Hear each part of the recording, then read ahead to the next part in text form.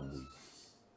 Mesdames et messieurs, bienvenue à ce nouveau numéro de Mandiko Presse, la tribune pour l'expression libre et intelligente par des experts et des acteurs congolais sur l'actualité. L'actualité nationale et internationale, bien entendu. Et pour ce numéro, j'ai à ma droite Monsieur Mathieu Takizala. Monsieur Mathieu Takizala est un analyste politique et économique. Et à mon extrême droite, j'ai quelqu'un que vous connaissez, un habitué de l'émission, Monsieur Vini Ngali Junior. Monsieur Vini Ngali Junior est rédacteur en chef chez Mandiko TV. Bonjour, monsieur. Bonjour, monsieur Guy, bonjour à tous. Monsieur Takizala, bonjour, j'avais oublié. Question de civilité, je ne veux vraiment pas manquer à mes bonnes manières. Et à ma gauche, directement, j'ai monsieur Mathieu Badioko. Monsieur Mathieu Badioko est cadre communicateur du parti Éco-Engagement pour le Congo, dont l'autorité morale est l'ancien gouverneur de la Banque centrale, Jean-Claude Massangou Moulongo. Bonjour, monsieur Mathieu Badioko. Bonjour à tout le monde sur le plateau et bonjour à tous les Congolais qui sont en train de nous suivre en ce moment. C'est un plaisir. Et nous allons terminer par cette galerie des animateurs de cette émission avec monsieur que vous connaissez bien, monsieur Pascal Kambala, monsieur Pascal Kambala est journaliste, rédacteur en chef de B1 Radio. Bonjour monsieur. Bonjour, merci pour cette invitation. Et ce ne sera pas la dernière, bien entendu. Voilà, nous allons poursuivre, nous allons démarrer au fait ce que je voulais dire cette émission avec le premier sujet. Je demande à la régie de nous offrir.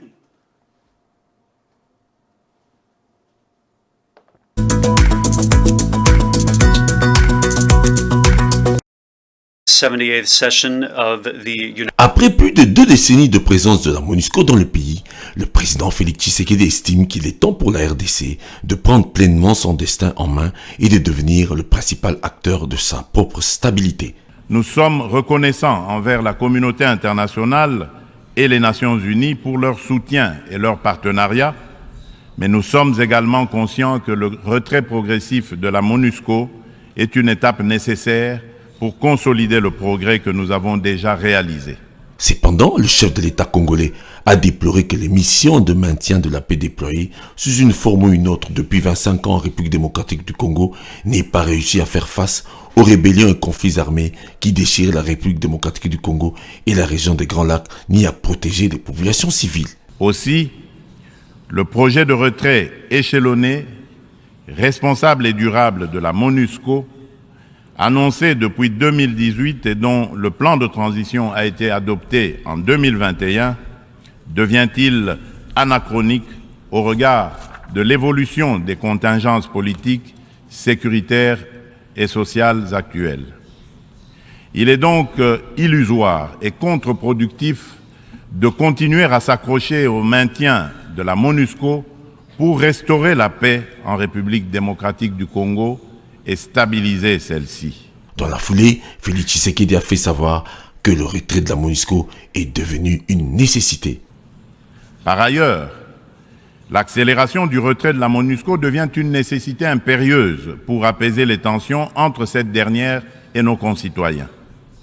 Il est temps pour mon pays d'explorer de nouveaux mécanismes de collaboration stratégique avec les Nations Unies, davantage en phase avec nos réalités actuelles.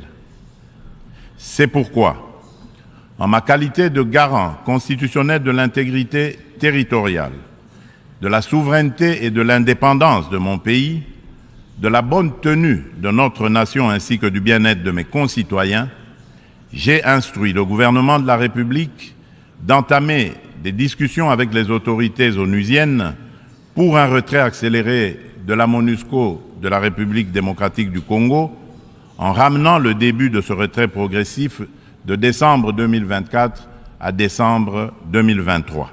Pour le président congolais, le sens profond de la démarche actuelle du gouvernement Sama Lukonde, qui a adressé un courrier au président du Conseil de sécurité des Nations Unies en date du 1er septembre de cette année, est la sollicitation de l'accélération du retrait de la MONUSCO sur le sol congolais.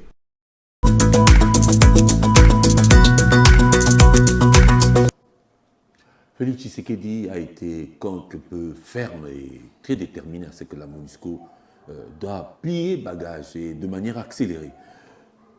Point de vue, regard politique sur ce discours du chef de l'État, M. Mathieu Badioko, de engagement pour le Congo. C'est un parti de l'Union sacrée. Oui, c'est un parti de l'Union. C'est-à-dire, vous êtes l'Union sacrée, vous êtes tout à fait d'accord avec non, tout ce qui est de l'Union sacrée. Oui, tout. Être de l'Union sacrée ne veut nécessairement pas dire être d'accord avec tout, parce que je pense qu'il y a toujours un choc d'idées qui permettent à ce que l'on puisse aplanir les angles. Donc, moi, je me dis déjà que pour rappel, il faudrait dire que ce sommet a pour thème rétablir la confiance et raviver la solidarité mondiale. Et je crois déjà que... C'est qui est le cas. Non, cela n'est pas le cas parce que je vois bien que le président de la République, M. Tshisekedi, a dû rappeler d'abord tout ce qui concernait l'actualité, les incidents qui se passaient dans le monde, les guerres, et que cela n'était pas de nature à ce que l'on puisse arriver à une certaine confiance. Et d'ailleurs, son discours qui demande à ce que l'ONU, que le temps de la présence de l'ONU est révolu, marque bien qu'il y a ce manque de confiance là qui est établi aujourd'hui entre la République démocratique du Congo et la MONUSCO. Mais seulement, moi je pense qu'à un moment donné, il faudrait que nous réagissions en tant qu'État et État souverain. Parce que nous ne pouvons pas continuer à procéder en espérant qu'il faudrait que la MONUSCO nous donne son aval pour partir. Parce que je vous rappelle qu'en son temps, Mme Zerougui a dit dans les chaînes de télévision que la MONUSCO ne partirait que lorsqu'elle estimerait que la paix serait rétablie au niveau de l'Est du pays. Monsieur Pascal, je sais qu'il a encore envie de dire, mais on sent quand même qu'il est tout à fait d'accord avec le point de vue du chef de l'État. Moi, je salue ces discours du chef de l'État. Je salue aussi le cabinet du chef de l'État, M. Guilain Yembo, pour la rédaction. Nous savons que le chef de l'État n'est pas seul. Il y a tout un cabinet qui travaille, donc bravo à ce cabinet du président de la République. Mais dans ce discours, je pensais, moi je suggérais plus tard, que c'est un jour que le chef de l'État annonce la rupture des relations diplomatiques devant les tribunes des Nations Unies avec le Rwanda. Rupture carrément des relations diplomatiques et puis fermeture des frontières. C'est-à-dire, ça c'est la déclaration de guerre, carrément. Ça n'est tout, mais le chef de l'État dit. Nous sommes déjà en guerre. Nous, la RDC est capable à toute éventualité. C'est-à-dire que c'est un discours politique, mais teinté déjà d'un esprit qu'à tout moment, nous devions avoir la guerre. Donc aujourd'hui, j'ai salué ces discours, mais en même temps, pour moi, j'ai dit, je voulais qu'on puisse figurer, cette mention bien figure dans ces discours, rupture des relations diplomatiques, fermeture des frontières. Pourquoi ? Parce que c'est comme si les Nations Unies se moquaient du Congo. Les Nations Unies ont été créées pour trois choses, ce qu'on appelle la triple cohésion. La paix, la sécurité et la coopération. Mais quand une institution n'arrive pas à répondre à cette question... De manière brève, qu'est-ce que vous décidez si vous étiez permis de décider de la RDC dans le concert des nations? Qu'est-ce que vous aurez décidé? Qu'on rentre aussi, qu'on quitte le Conseil de sécurité? Non, mais on demande à toutes les nations qui quittent ici d'accélérer les retraits ici. Pourquoi? Parce que nous avons trouvé que plus de 20 ans, ils ne foutent absolument, pas foutent absolument rien, mais ils n'ont pas répondu positivement à leur mission. C'est autant que nous demanderons au chef de l'État qu'on arrive à déclarer la rupture des relations diplomatiques avec le Rwanda. Voilà. Monsieur Takizala, analyste politique et entrepreneur, je sais que vous êtes plus économique, mais vous êtes un Congolais intellectuel. Tout ce qui touche à votre pays vous préoccupe. Qu'est-ce que vous en pensez? Discours du chef de l'État. Vous savez, il y a un dicton qui dit qu'avant d'aller demander l'autre, toi-même, tu dois avoir quelque chose. Je crois que ça fait presque 2 décennies, en République démocratique du Congo, nous avons des problématiques de ce qu'on appelle l'insécurité dans l'ordre sécuritaire. Mais les insécurités sont multiples en République démocratique du Congo, cher Ilonga. Je crois que nous devons s'organiser à l'interne. La guerre, il faut avoir des moyens. Il faut créer des alliés, il faut créer des lobbies. Et le lobby doit être dans tout le secteur. Monsieur Pascal, attendez. Ça veut dire que le lobby ne peut pas être uniquement le lobby politique. Dans la grande difficulté de la République démocratique du Congo, ça veut dire que dans la partie, on doit nuancer les choses. Ça fait longtemps qu'on dit. Vous savez, on a toujours dit. Et tout le monde, personne n'est inconnu de ce qui se passe en République démocratique du Congo. Maintenant, et cette injustice, nous devons mettre des moyens des Pour la moyens, contredire, pour affronter. Parce que sur le terrain, nous avons beaucoup de désœuvrés et surtout qu'il y a une scission entre le monde rural et le monde urbain en démocratie du Congo. Il faut que le président Tshisekedi, en retournant en démocratie du Congo, il doit, moi j'ai toujours dit au président Tshisekedi, il doit avoir aussi ses alliés locaux. Vous savez, Maréchal Mobutu à un moment était fort pourquoi? À côté des Maréchal Mobutu, il n'y avait pas que des éminents politiques, il y avait aussi des éminents hommes d'affaires. Dans toutes les régions et les recoins de la démocratie du Congo. Le Congo doit se construire avec le deux pieds, gauche et droite. On peut dire gauche, c'est la partie politique et administrative. Droite, c'est la partie économique. Nous sommes dans le monde qui est tellement libéral, il faut assez de moyens et il faut faire de sorte que cette lobby économique puisse permettre la démocratie. Merci, M. Sekazasi, il a raison. Tu as raison, parce qu'il y a des partis mallettes qui tournent tout autour du chef de l'État pour les lifter. Alors qu'ils ne pensent pas République, ils pensent intérêt. Donc on doit rompre cette affaire-là. Vous entourez les partis mallettes où on voit quand les députés, suppléants, c'est sa femme, voilà. c'est l'enfant. Voilà, monsieur Vilingali, discours du chef de l'État. Oui, un discours à saluer, comme a dit nos co-débatteurs ici sur le plateau. Moi, j'ai beaucoup plus aimé la partie où Félix Tshisekedi, le président de la République, insiste sur le retrait accéléré de la MONUSCO. Mais Pascal s'est trompé là où il a dit qu'on doit rompre directement la relation avec le Rwanda. Non, il est du même point de vue que Mouzito. Il est du même point que Mouzito. Lui et Mouzito. Aujourd'hui, donc la relation. Donc vous avez, pour lui, vous avez tort comme Mouzito. Et Fayoulou d'attaquer. Pourquoi pas rompre les relations diplomatiques? Vous avez un voisin, pourquoi nous avons... Qui vous agresse.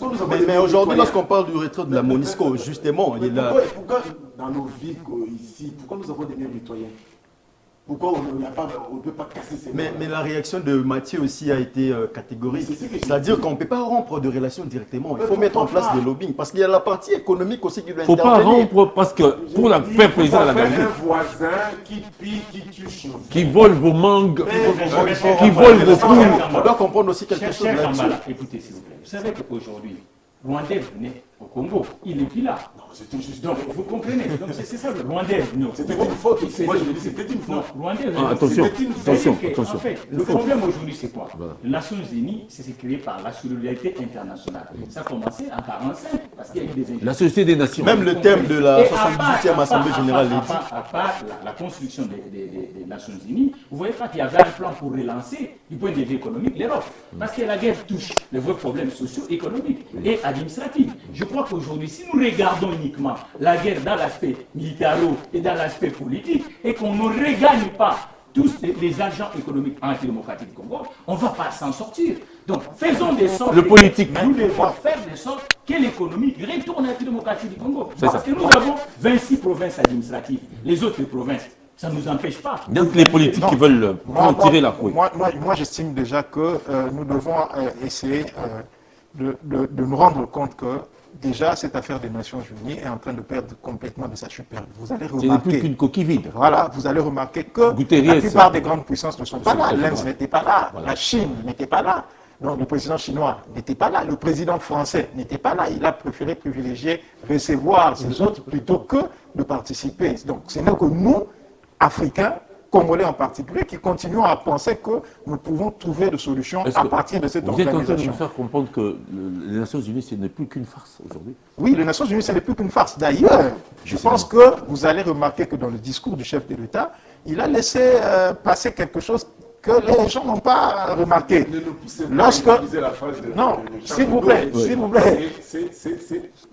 S'il vous plaît, s'il vous plaît. Je ne veux pas le dire. Remarquez que le G20, par rapport au problème avec l'Ukraine, le G20 a arrêté de parler de l'agression russe, a parlé de la guerre en Ukraine. Si vous suivez bien le discours du chef de l'État, il a repris cette phrase en disant que la guerre en Ukraine, ce qui avait froissé d'ailleurs à l'époque les Ukrainiens. Donc c'est pour dire qu'à un moment donné, nous devons nous détacher de cette affaire, chercher d'autres alliés et pouvoir arriver à organiser tout ce que... Une recomposition. Il le faut, c'est impératif. De la communauté internationale. Il le faut. En rapport avec les nouveaux grands groupes qui sont en train de émergents, qui sont en train de se reformer. C'est-à-dire, il faut que la communauté, le monde entier prenne le courage en main de déclarer que les Nations Unies, c'est fini. Est-ce qu'il y a une- Maintenant, c'est autre chose. Est-ce qu'il y a une différence? Les groupes qui se dessinent aujourd'hui en termes de géopolitique mondiale, c'est ce que nous appelons le BRICS. Le BRICS. Nous n'allons pas aller comme à l'ancienne formule.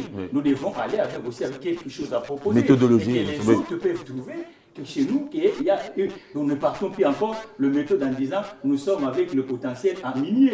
Nous devons aller avec aussi le potentiel économique en termes des individus. Non, c'est un travail interne qui s'impose. Mais déjà, Restructuration de l'État. La République démocratique du Congo propose beaucoup. Vous avez suivi le COP Crédit carbone. Crédit carbone. D'ailleurs, Je crois que- chef de l'État l'a évoqué lors d'une conférence en marge de la... On devient une puissance Oui, incontournable. mais nous sommes toujours un monde quémandeur, c'est ça le Bon, problème. voilà.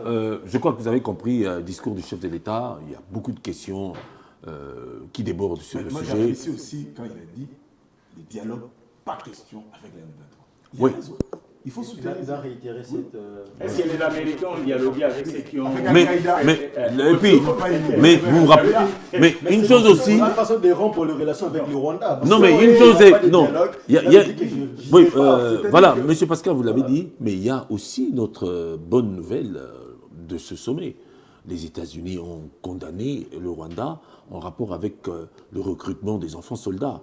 Et vous savez, Même il y a une sanction. il y a une sanction qui a frappé. Vous savez, on se moque- Sanction militaire. il se moque- Ça, c'est de il l'apparence. se moque de la RDC. Effectivement. Le vrai acteur, c'est Paul Kagame. Voilà. Pensez tout d'abord à les sanctionner. Conclusion, le vrai Pourquoi les acteur. sanctionner, le vrai acteur. Voilà. Non mais attendez, qu'on ne se vole pas la face. Les Américains, les Occidentaux, en majorité, soutiennent. C'est des terroristes qui sont de l'autre côté des M23. Bon, il faut avoir des Pour preuves massacrer au- palpables. Non, Bon, mais ce sont des aujourd'hui, allégations. Posez-vous la question. Les rapports mappés, qui garde ces rapports-là? C'est Les Nations Unies. Les groupes d'experts des Nations Unies. Qui garde ces rapports-là? Les Nations Unies. Dans ce rapport-là, on vous dit qu'on tue les Congolais. Et on ne fait rien pour vous. Voilà. Et vous devez compter à cette institution-là. Je rappelle que Charles de Gaulle avait qualifié les Nations Unies de quoi? Des machins. Voilà, machin. On en finit avec ce machin. Et bon, en fait, moi, je ne l'ai pas dit. Je ne l'ai pas dit. Je voulais dire on en finit avec ce machin, ce titre. Voilà. Mais vous voyez que Charles de Gaulle avait qualifié le machin, mais il avait un allié qu'on appelait un lecteur. Les alliés ne manquent pas. Vous savez, moi, Décidément. ça ne manque pas les alliés. Décidément. Parce qu'aujourd'hui, vous savez, est-ce qu'il y a une différence entre ce qui se passe dans la partie est du pays et ce qui se passe en Ukraine? Pas du Il y a tout. pas de différence. Voilà, mesdames et messieurs, c'est bien. Il y a Merci, une merci, merci. Il n'y a pas de différence, on a compris. On en a fini avec ce machin. Mais il faut savoir se débarrasser de certains machins. Nous allons évoluer avec un autre sujet. Cette fois, ce n'est pas un machin, mais c'est un sujet intéressant. Dépôt des candidatures à la présidentielle. Voilà. Le 10 octobre, ça sera la fin. Certains candidats potentiels ne se sont pas encore déclarés. Il y en a d'autres qui se sont déjà déclarés. Le chef de l'État l'a déclaré à Washington, à New York. Il a dit qu'il allait être candidat à sa propre succession. Élément, la régie, s'il vous plaît, pour pouvoir nous remettre dans le feu de ce sujet.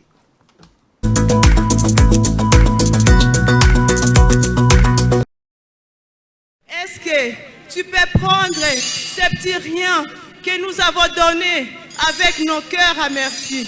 Est-ce que tu peux recevoir ce chèque, cher docteur Denis Mukwege? Devant une foule immense, le prix Nobel de la paix 2018, le docteur Denis Mukwege a exprimé sa gratitude au peuple congolais qui s'est mobilisé pour réunir le montant de sa caution, à savoir 160 millions de francs congolais, afin de déposer sa candidature à la présidentielle de décembre 2023.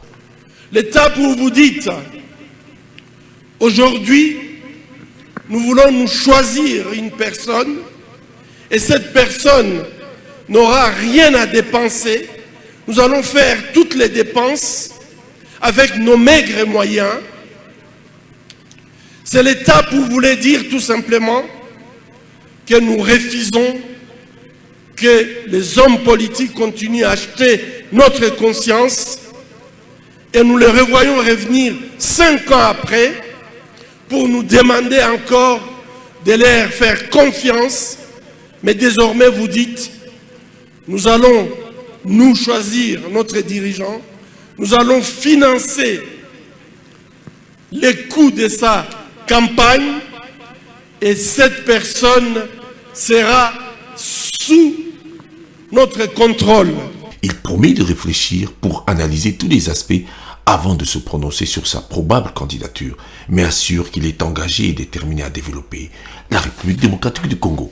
Par ailleurs, il précise que sa lutte est longue et vise le changement parce qu'avec le peuple congolais, le changement tant souhaité est possible. Et aujourd'hui, nous sommes dans une situation où beaucoup de Congolais disent « Nous devons lutter contre la balkanisation ». Mes chers amis, on rêve. Nous sommes déjà balkanisés. Le Congo est déjà divisé. C'est là où je voudrais que vous puissiez comprendre que la lutte que nous allons mener va être dure et longue. Le prix Nobel de la paix 2018, potentiel candidat à la présidentielle de décembre 2023, a souligné qu'il n'est pas l'homme à la solde des Occidentaux, contrairement à ce que certaines personnes pensent de lui, que son combat pour le développement de la RDC ne vient pas de l'extérieur. Dr Denis Mukwege invite le peuple congolais à se battre pour sa libération. Il renseigne que sa vision, c'est pour un état de droit émergent pour un développement durable. En République démocratique du Congo, la Commission électorale nationale indépendante CENI a prévu la date limite du dépôt des candidatures pour la présidentielle au 8 octobre prochain.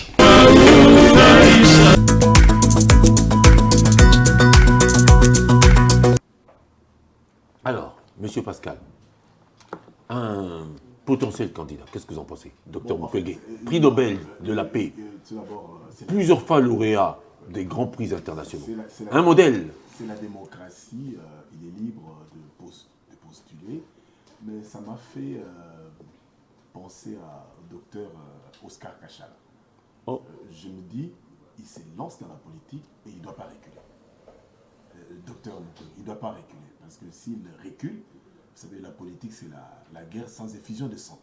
Donc, notre politique ici, avec ses méandres, avec ses coups bas, il doit tenir bon. J'ai apprécié le message par rapport aux promesses des politiciens, par rapport à la balkanisation. Non, moi je ne pense pas qu'il faudra dire aux Congolais que nous sommes balkanisés.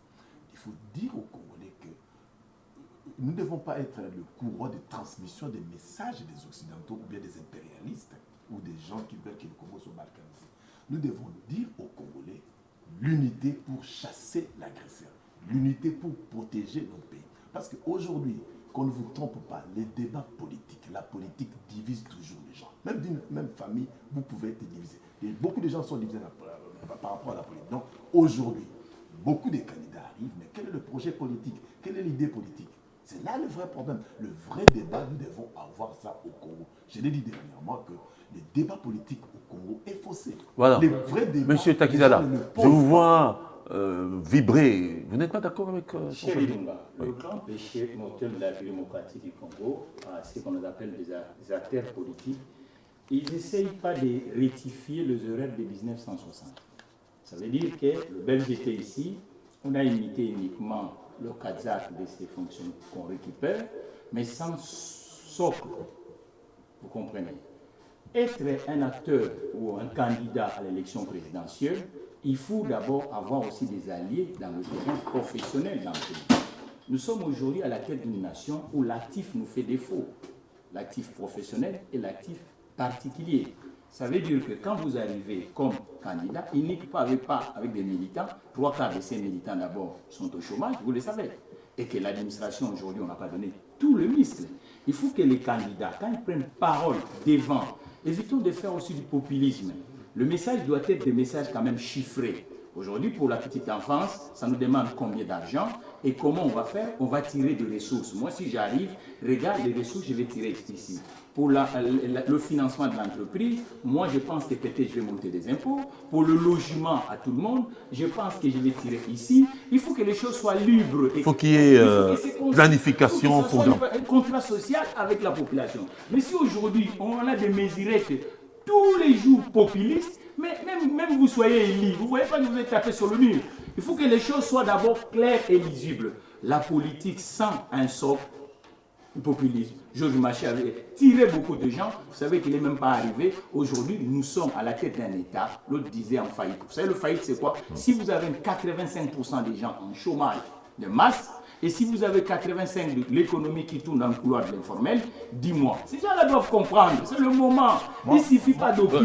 Monsieur Badioko, je vois Monsieur Takizala est en train de fumer la contestation contre les politiques. Vous, politiques, qu'est-ce que vous en pensez? Vous savez, il est dit qu'il se sent morveux peut se moucher. Je crois que le docteur Mukwege vient de se moucher. Mais maintenant qu'il se lance en politique, il doit accepter de recevoir des coups. Déjà, j'entends dans son discours, il dit les hommes politiques achètent notre conscience. Okay.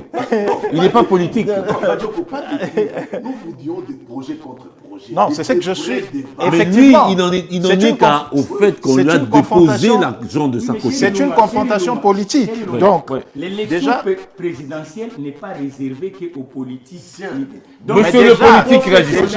Aux professionnels qui ont compris la chose publique et qui ont déjà il faut... avec un réseau local qui peut vous permettre, si vous devenez chef de l'État, et c'est par ces réseaux... Déjà, il faudrait savoir, Monsieur Badioko, le fait de poser sa candidature... Attendez, s'il vous plaît, Monsieur Badioko... Le fait de tenir un tel discours, M. Mukwege devient un homme politique. Ça, il faudrait le noter. Et lorsqu'il dit que les hommes politiques achètent notre conscience, il doit se mettre dans ce lot parce qu'il est en train de faire des promesses que les autres ont fait avant. Mobilisation de l'argent pour déposer sa candidature, on l'a vu. Tshisekedi père l'a fait, Tshisekedi fils l'a fait, il l'a encore fait récemment. Donc ça, ce n'est pas, une information, ce n'est pas quelque chose de nouveau. Il me rappelle par contre Aung San Suu Kyi en Birmanie. Elle était aussi prix Nobel.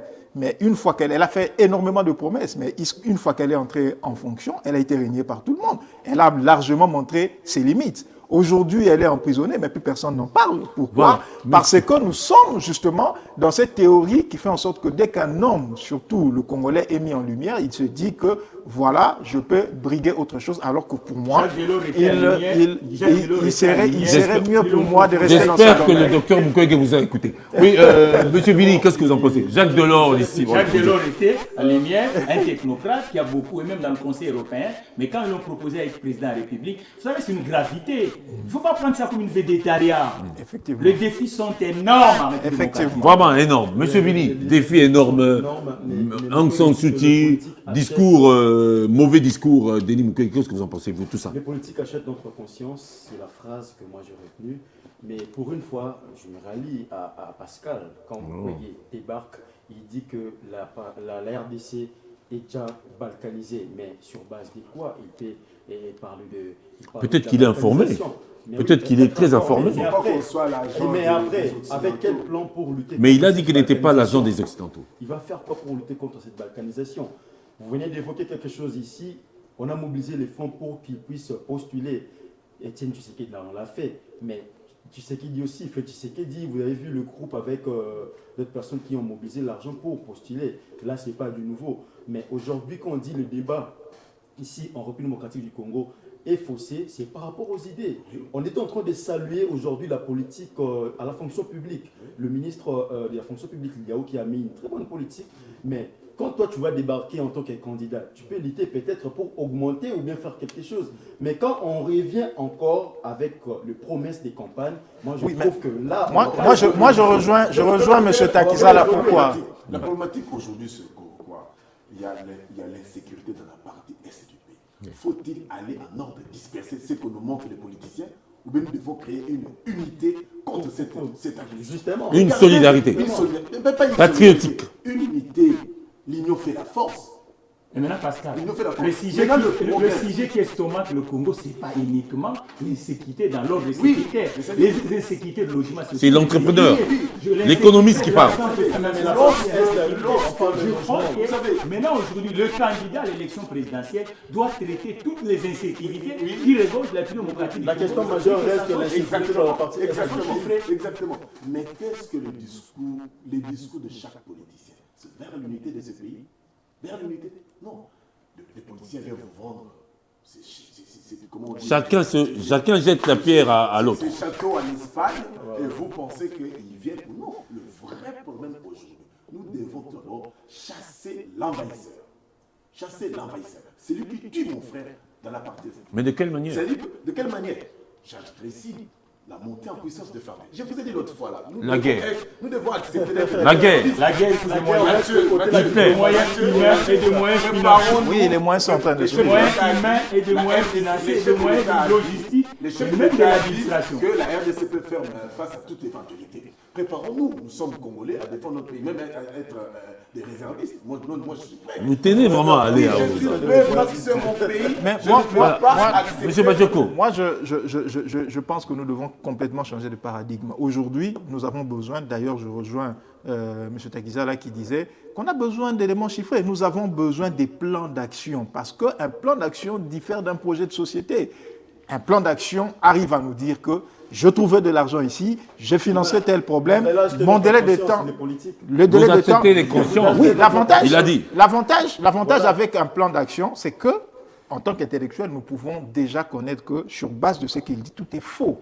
Parce qu'il ne peut pas, sur base d'éléments qu'il cite et des chiffres qu'il donne, arriver à atteindre un tel résultat. C'est ça l'avantage d'un plan d'action. Alors, contrairement à des projets de société qu'on est en train de nous vendre à... Alors, monsieur, je crois que j'ai compris, le docteur Mukwege a encore fort à faire, parce que... disons qu'il a le droit de rêver pour nous. Ouais, mais il a le droit de postuler, mais il doit aussi accepter le jeu politique qu'il y a.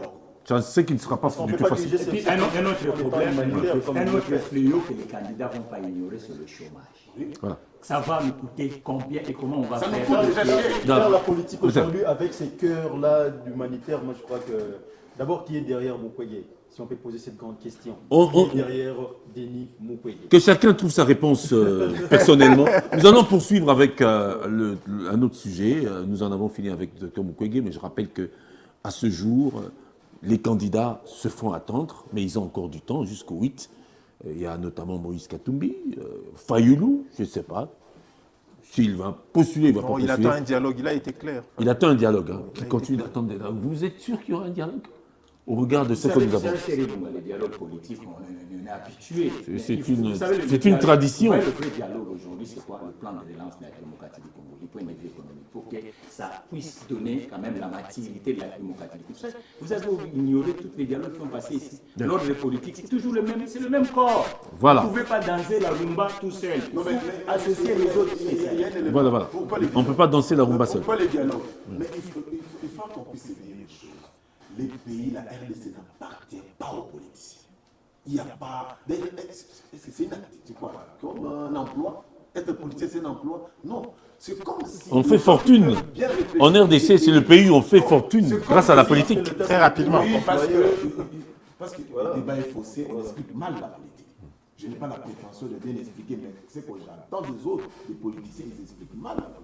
La politique, c'est le monde des idées, c'est le monde des projets politiques. Les gens qui soutiennent votre projet, vous êtes élus et vous matérialisez votre projet. Donc aujourd'hui, le pays est caporalisé par les hommes politiques parce que, comme Mathieu le dit, tu as déjà suivi le vrai débat des politiciens sur le plan économique. On va y revenir.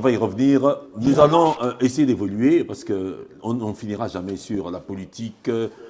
Parce que j'estime que la politique, c'est vraiment un véritable panier à crabe. Même quand voilà. la Banque centrale augmente on y arrive. On y arrive. Alors, s'il vous plaît, on y arrive. On va y arriver, monsieur Texala. Et c'est une façon de faire, elle est sectorielle. Oui. Éviter de croire comme si que la politique, du militantisme politique, c'est ça la politique. Peut construire une nation. Voilà. J'espère que nos politiques, vous nous entendez. Nous allons poursuivre l'état de siège à l'est du pays. Parce qu'en fait, le véritable défi du chef de l'État, quand il a pris ses fonctions, c'était réinstaurer la paix. Mais la paix se fait toujours attendre à l'est. La preuve, le Nord Kivu avait un gouverneur militaire, le lieutenant-général Constant Ndima, qui a dû être rappelé à Kinshasa en consultation. Il y a eu un nouveau qui est venu prendre sa suite. Le général-major Peter Chirimwami Ngouba, je crois. Hein? Oui, il a pris ses fonctions tout récemment. L'état de siège, qu'est-ce que vous en pensez? Mais nous allons essayer de nous rafraîchir un peu l'esprit avec cet élément. Et nous allons y revenir. Mais de manière...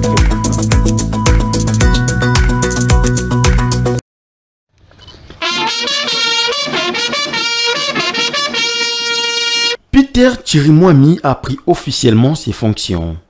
Il est nommé nouveau gouverneur militaire par intérim du Nord Kivu. Il remplace à ses postes Le lieutenant-général Constant Ondima, rappelé à Kinshasa au lendemain de la fusillade meurtrière du 30 août dernier. Signature du procès-verbal et remise des sceaux en signe de passation du pouvoir avec le vice-gouverneur, le commissaire divisionnaire Jean Romuald Lipopo, qui assumait l'intérim. Le général Chirimwami a pris officiellement le bâton de commandement devant les autorités politiques, administratives, militaires et policières. Le général-major Jacques Ishalingoza Ndourou, qui a présidé cette cérémonie, a invité la population du Nord Kivu à soutenir les actions du nouveau gouverneur pour la pacification et la stabilisation de leur province. La province du Nord Kivu et la province de l'Ituri sont en état de siège.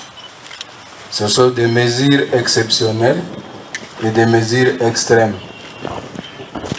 Et l'état final de recherché par ce que nous faisons, c'est la paix. Ce n'est pas pour rien qu'on a institué l'état de siège. C'est pour qu'on puisse continuer à travailler, à pacifier et à stabiliser la zone. Et cela demande l'implication de nous tous. Ce n'est pas l'affaire d'une seule personne, ce n'est pas l'affaire seulement des militaires. Dans le cadre de nos opérations, nous sommes obligés de travailler ensemble, main dans la main, avec la population. En tant que gouverneur militaire intérimaire d'une province sous état de siège, le général Peter Chirimwami est aussi nommé commandant des opérations. Cette nomination témoigne de l'importance accordée à la situation dans cette région. Il a pour responsabilité la supervision des opérations militaires sur le terrain, la coordination des troupes et la mise en place des stratégies pour faire face aux groupes armés et rétablir la paix et la sécurité. Du côté de la population, on nourrit des gros espoirs et on espère une restauration rapide de la paix dans cette province. Nous, comme population, ce que nous sommes en train d'attendre de notre gouvernement, c'est de restaurer la paix et la sécurité. Nous ne voulons plus voir nos frères courir dans les camps de déplacés. Une grande partie des territoires de Rutshuru, Masisi et Nyiragongo sont actuellement sous occupation des terroristes du M23, soutenus par le Rwanda. Une situation qui a causé le déplacement de dizaines de milliers de personnes vers les zones plus sûres. Isabelle et Passion, respectivement habitante de Goma et président de la jeunesse du Rutshuru, attendent du nouveau commandant des opérations militaires des actions concrètes pour mettre fin au déplacement massif des populations dans la région. On veut la paix et cette paix doit être recherchée par tout le monde. C'est la raison pour laquelle nous demandons à toute la population congolaise, à toutes les femmes, de tenir la main à cette autorité qui vient d'être installée. Mais tout ce que nous on a besoin vraiment, c'est qu'il y ait des actions concrètes et que la paix revienne et que les populations déplacées puissent rentrer dans leur zone. Nous demandons aux autorités militaires de ne pas se fier seulement à l'administration. Donc nous demandons au général Peter Chirimwami de ne pas rester au bureau, mais plutôt d'aller sur la ligne de front et attaquer l'ennemi afin que les zones sous contrôle par l'M23 puissent être libérées. Après sa prise de fonctions, le général-major Peter Chirimwami, en sa qualité de commandant des opérations militaires, a visité les centres conjoints de coordination des opérations.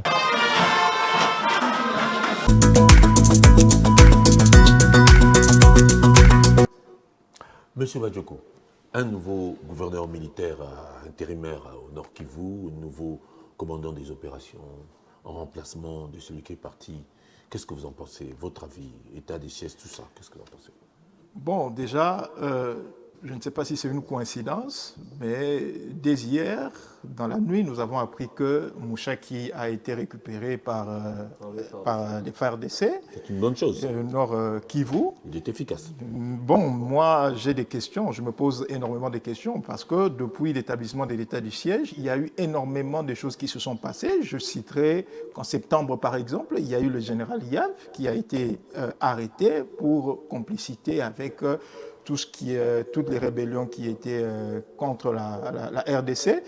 Et le général Chirimwami avait été aussi arrêté en son époque parce que, d'ailleurs, je rappelle qu'il était le commandant au niveau de l'Ituri, le secteur opérationnel d'Ituri, c'était lui qui était responsable. Et en 2022, il a dû être arrêté parce que on le soupçonnait de pouvoir être en lien avec le M23 et tous les mouvements qui étaient en train de créer de l'insécurité au niveau de l'Est du pays. Alors je me pose des questions.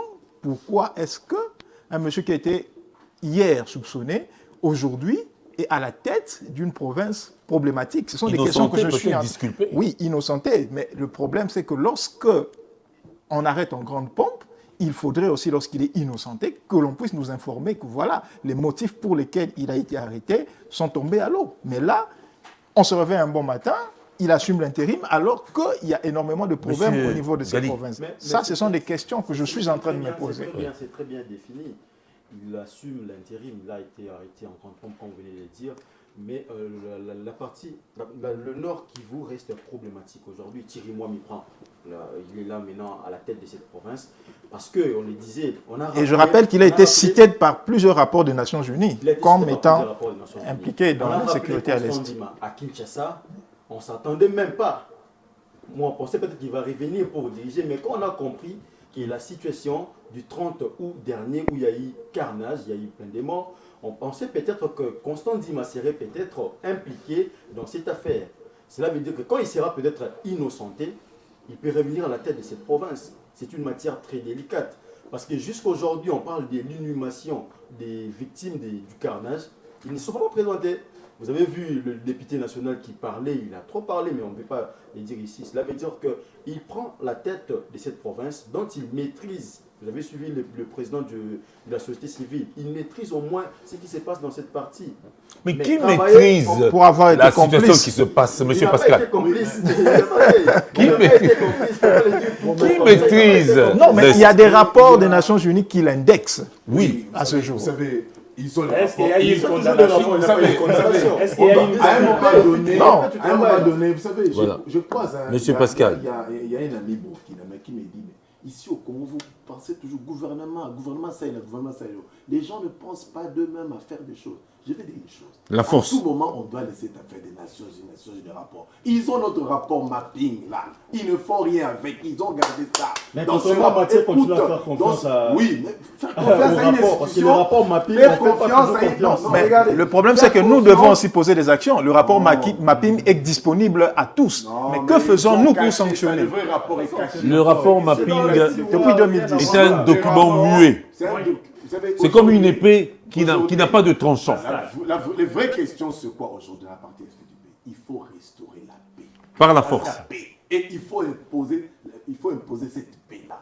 Aujourd'hui, j'insiste, le Congolais, nous devons nous lever comme un seul homme pour faire partir des envahisseurs. Parce que c'est très dangereux. Monsieur Takizala, nous ne pouvons pas abandonner nos frères et sœurs. Qu'est-ce que vous pensez de M. Pascal, la force? Monsieur Pascal, moi je pense que nous devons gagner le temps. Oui. Le parler n'a pas réagi à tout. Oui. Je crois Il faut l'action, passer à il l'action. faut vraiment passer à l'action. L'action, ce n'est pas uniquement le bruit de bottes. Je crois que ce monsieur a la tête à un régime spécial au niveau Nord Kivu et il y a aussi une petite. Il faut qu'on commence maintenant à savoir un peu les dégâts. Les dégâts ne sont pas uniquement le dégât humain, il y a aussi les dégâts économiques. Il faut, moi je demande à mon compatriote, parce que là, normalement avant de décider... Mais c'est l'humain qui est au centre de tout, hein? Avant de penser économie. Scientifiquement, non, l'humain est au centre de tout. Oui. Mais il y a d'autres recoins du Nord Kivu où on peut encore espérer à faire quelque chose pour qu'on puisse tirer des moyens à faire face dans l'ordre sécuritaire. Parce qu'aujourd'hui, il y a une petite écononomie qui fonctionne aussi dans le Nord Kivu. Mais ces gens-là sont victimes, par exemple, des injustices. Mais lui, en temps, c'est pas toute l'intégrité de Nord Kivu qui est occupée. Ouais. Il y a aussi, par exemple, la ville de Goma, les activités marchandes existent encore. Je crois, lui, à la tête. Mais les investisseurs ne réfléchissent pas comme ça. S'il vous plaît. Il y a un investissement local. Vous savez, le vrai péché qu'on a aujourd'hui à Pimokati du Congo, la ville de Goma, il y a aussi des commerçants. Aujourd'hui, je crois que c'est l'activité la plus rentable à l'est du pays. Nombreux profitent même de cette instabilité, il faut le signaler. Ce monsieur, c'est un gouverneur des régions, un état même militaire. Je lui conseille, pour avoir des éléments de terrain, il ne va pas écouter que le militaire, d'appeler d'abord mes confrères commerçants qui sont opérateurs économiques, qui vont le permettre aussi que l'action, parce que l'action ne peut pas le faire uniquement de Kinshasa. Sur le terrain, les commerçants peuvent être aussi des agents qui peuvent informer le militaire. Nous devons faire les choses avec des fronts multiples. Si on regarde uniquement là, mais là-bas, les gens vivent, ils consomment. Il faut que ces messieurs... Ils meurent aussi. C'est un conseil stratégique. Voilà. C'est que Mathieu Takizala est en train de dire, ce n'est pas... mauvais, mais il y a un élément. Dans quel climat ces opérateurs-là fonctionnent. Effectivement. C'est-à-dire qu'aujourd'hui, vous savez, là où il y a des bruits de bottes, on ne peut pas investir. On ne peut pas. Si les gens viennent investir, savez-vous que le nerf de la guerre, c'est l'économie. Oui. Mais nous, pourquoi je dis ça? Toutes les guerres sont toujours fondées sur une base économique. Le pillage, nous disons, tout c'est ça. Nous en appelons à l'unité de tous les Congolais et à l'unité pour que nous arrivions. C'est un vœu. Vous savez, aujourd'hui, vous le souhaitez. Calcule de formation militaire, tout ce que... Il y a plus de 30 000 hommes qui ont été déjà formés. C'est-à-dire qu'aujourd'hui, figurez-vous, si nous déclarons la guerre contre le Rwanda, avec tout le... Belliciste, hein. Vous, en tout cas, vraiment. Vous savez quoi? Belliqueux. Ça commence, voilà. Vous savez, personne ne peut accepter qu'un bandit...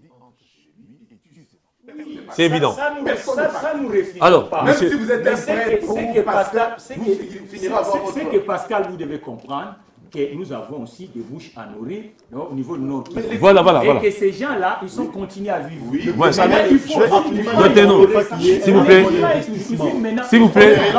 s'il vous plaît. Alors, je crois que... Bon, on a compris. Je peux raconter une anecdote. J'ai un vieux à moi qui est allé en mission de service à l'Est. Il est revenu, il dit à mon père, c'est quasiment impossible qu'il y ait la paix à l'Est. Mon père lui dit, pourquoi? Il dit, vous n'imaginez pas le nombre de personnes, des jeunes, qui profitent de cette instabilité pour construire, pour investir et puis... Et d'où l'importance d'écouter les professionnels qui sont là-bas sur le terrain. Ce sont aussi des alliés de militaires. Et l'administration. Je soutiens la montée en puissance de FARDC. Bon, voilà. Félicitations à tous les militaires qui sont qui prouvent leur nous avons plusieurs conclusions. Nous avons compris plusieurs conclusions. Il y a les uns qui profitent, il y a les autres qui pâtissent. Mais dans le fond, il faut tenir compte de certains paramètres qu'il a donnés et de lui aussi. C'est tellement de choses à la fois. Bon, mais c'est pour ça que j'ai posé la question. Qui finalement trouvera la solution pour régler la question? Nous-mêmes Congolais. Merci beaucoup. Une armée très forte. Bon alors, nous allons évoluer. Les Congolais, justement, les Congolais. Ça, c'est tout un problème, les Congolais. Y a-t-il des Congolais valables? Y a-t-il des Congolais qui peuvent relever le défi du Congo? Nous allons essayer de réfléchir par cet élément qui est à la fois politique et économique. La situation des cambistes, la fuite des cerveaux, l'image des intellectuels congolais. Régis, s'il vous plaît, cet élément, pour nous donner une petite idée sur le sujet.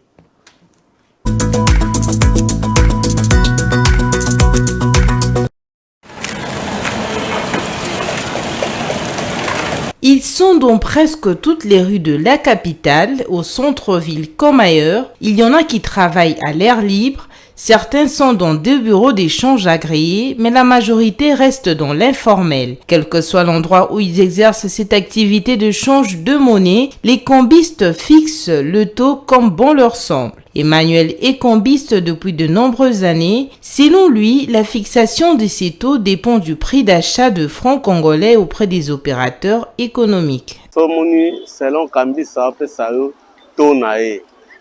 ça dépend placer. Si chaque cambiste a son taux d'échange, cela dépend de l'endroit où il a acheté les francs congolais.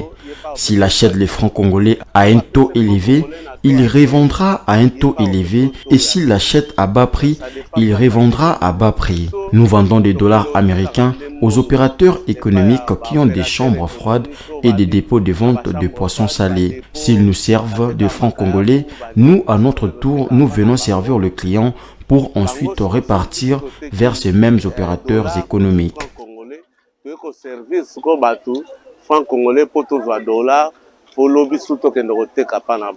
Michel est économiste de formation et il exerce le métier de cambiste. Pour des raisons de sécurité, il s'est confié à visage couvert. Il affirme qu'en RDC, ce sont les commerçants qui fixent le taux d'échange en l'absence d'organes de régulation. Chez nous, ici, il n'y a pas un régulateur de taux. Nous vendons nos devises chez les commerçants. C'est le commerçant qui est censé fixer le taux par rapport aux besoins qu'il a. C'est lui qui donne le taux. Il n'y a pas un autre organe qui est là censé régulariser le taux, non. Mais c'est le commerçant qui nous donne les taux. C'est la Banque centrale du Congo qui est habilitée à fixer le taux d'échange. Cependant, ce taux est très difficilement suivi par l'échangeur des monnaies. Michel demande à la Banque centrale de jouer son rôle de régulation du marché d'échange pour éviter la spéculation. Ce que nous attendons de la Banque centrale, c'est de régulariser ce marché d'échange. Parce que ça fait partie de la politique de la Banque centrale. Depuis la création de la Banque centrale, elle avait une seule mission, c'est équilibrer l'équilibre monétaire par la politique de change de crédit. Il fait la politique de crédit, mais la politique de change. Mais ce que nous attendons de la Banque centrale, c'est régulariser ou contrôler le marché de change pour qu'il n'y ait pas beaucoup de spéculation dans les marchés. En attendant que les autorités parviennent à réguler ces secteurs, les combistes font la loi aux grandes dames de la population.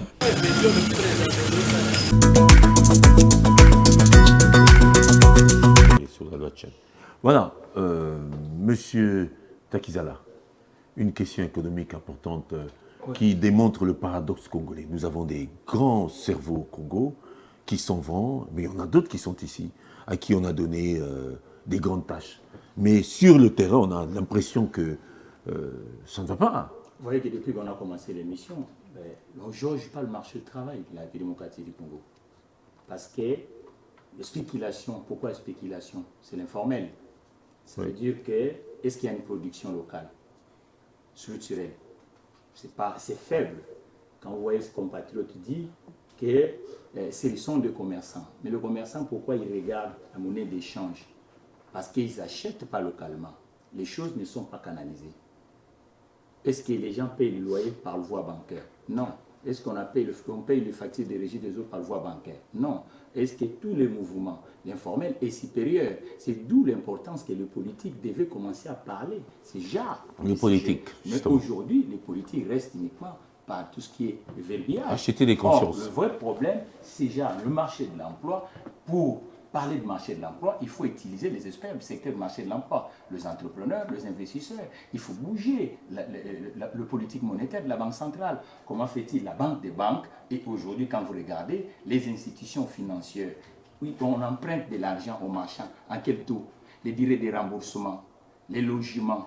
Comment fait-il? On veut faire le système économique où l'immobilier, le secteur de l'immobilier est toujours dans l'informel. C'est-à-dire qu'un commerçant, s'il veut louer une maison, il loue chez un particulier et le particulier n'est pas entreprise. Ce sont des réformes à faire. Il faut mettre des moyens, il faut financer l'économie. Monsieur le politique, vous entendez l'économiste réagir sur la mauvaise influence de la politique sur l'économie? Je crois que nous sommes en train de tomber dans cette erreur que le Congo a toujours commis, c'est de penser qu'il ne faudrait pas adapter l'économique à nos réalités. Je veux vous dire, les principes économiques appliqués en Russie ne sont pas les mêmes appliqués en Chine, parce qu'ils tiennent compte du contexte. Aujourd'hui, la RDC, la population congolaise, nous avons un taux de bancarisation qui tourne autour de 15%. Ça voudrait dire que toute politique monétaire, très faible, toute politique monétaire menée par la Banque centrale, qui va dans le principe occidental, n'aboutira pas. Pourquoi? Parce que ça n'aura pas un impact voulu et un résultat voulu. En fait, le vrai problème se situe à quel niveau? C'est la perte de la confiance au niveau de notre monnaie locale. Et cette perte de confiance émane de 1978, lorsque Mobutu décide de dévaluer, démonétiser. Il retire les billets de 5 zaïrs et 10 zaïrs. Il donne une semaine pour changer cette monnaie. Et il fixe une marge. Oui, c'est-à-dire que tu as 200 000... Revenir justement... C'est dépassé, c'est quand même passé. Voilà, en fait, c'est ça l'origine. Justement, l'origine du problème, scandaleux. L'origine du problème est là. Au moment où le peuple a perdu confiance en sa monnaie, c'est alors qu'en 79, le Congolais se décide de trouver une monnaie refuge. Cette monnaie refuge a été le dollar. Et ça nous a poursuivis. Voilà. Pourquoi ça nous a poursuivis? Parce que nous avons continué à appliquer des politiques monétaires à l'occidental. Comment voulez-vous, un pays avec un taux de bancarisation de 15%, vous dites que vous relevez le taux d'intérêt? Monsieur Pascal, je vous trouve trop silencieux. Sous les cieux qui se respectent, s'il vous plaît.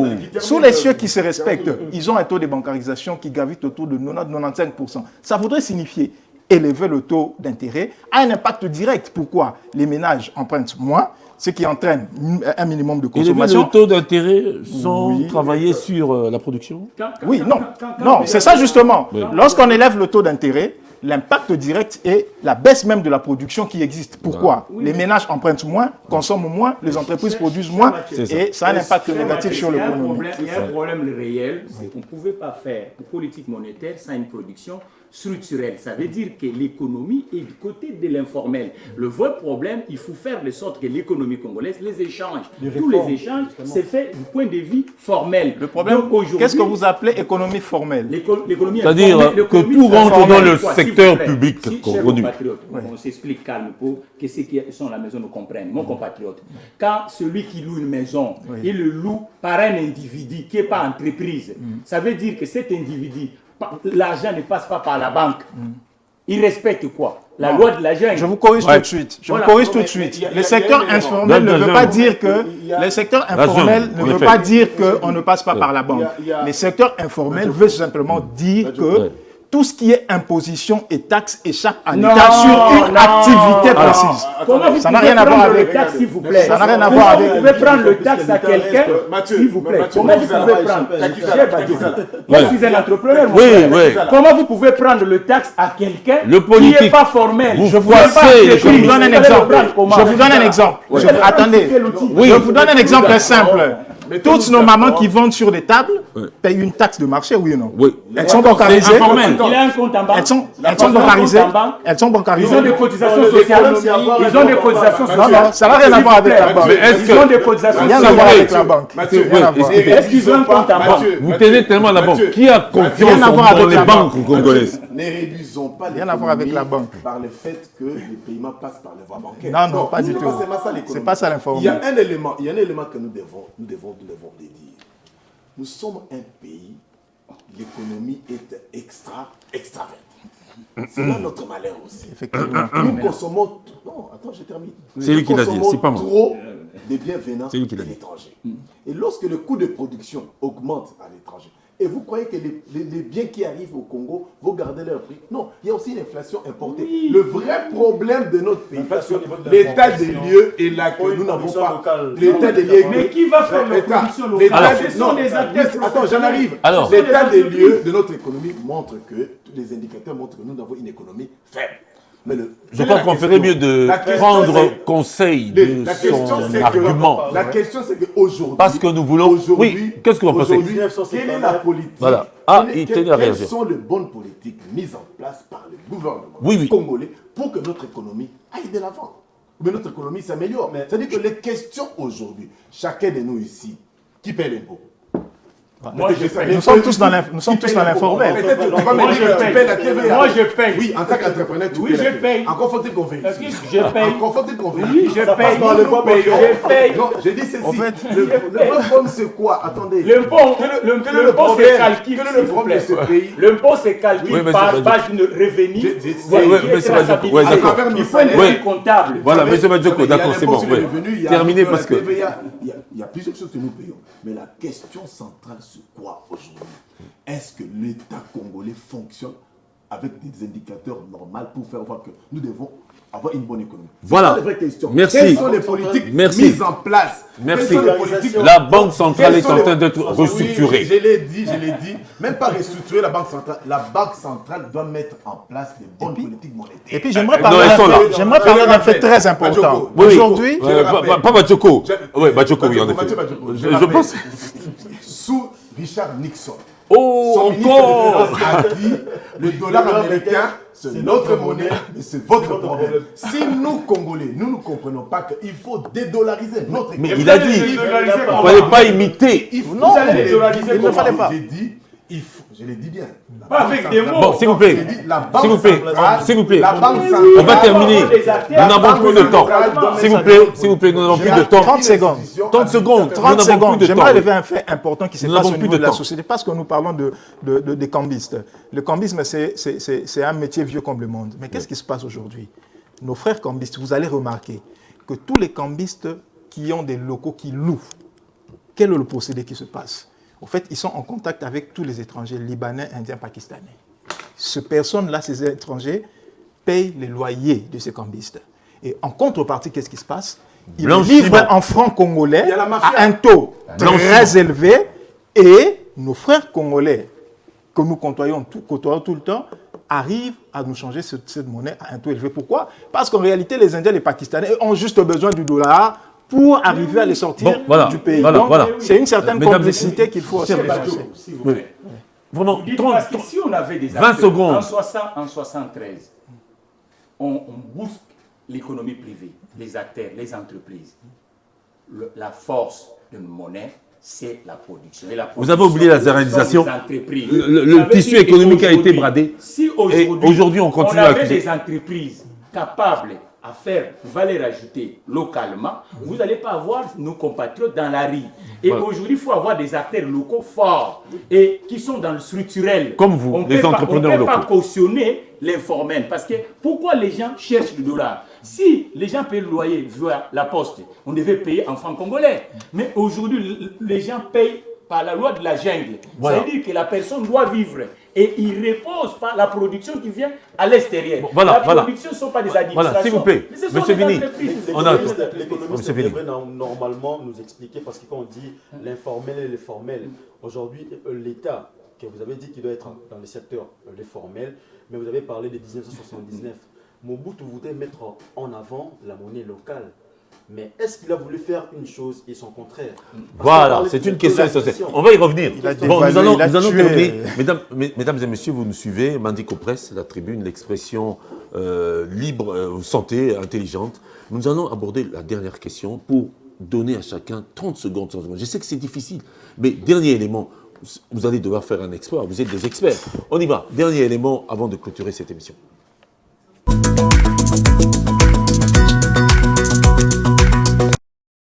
La loi Tchani avait déjà été inscrite au calendrier des travaux de la session de mars 2023 sans jamais être soumise au débat, tant elle a été décriée par la communauté nationale et internationale et accusée d'être séparatiste. Lors de la session de septembre 2022, elle n'avait pas été retenue pour figurer au menu des discussions à l'hémicycle. Une certaine opinion considère que cette initiative de Noël Tchani portée à l'Assemblée nationale par le député honorable Singhi Pululu est une stratégie visant à écarter Moïse Katumbi, particulièrement de la course à la présidentielle de décembre 2023. Le leader d'ensemble, annoncé candidat à la magistrature suprême, passe pour le principal challenger du président Félix Tshisekedi, candidat à sa propre succession, après le désistement de Martin Fayulu, classé deuxième de la présidentielle de 2018 par la CENI. Jusqu'ici, Tshisekedi et Katumbi n'ont pas encore formellement déposé leur candidature à la CENI depuis l'ouverture début septembre du bureau de réception et de traitement des candidatures à la présidentielle de décembre prochain.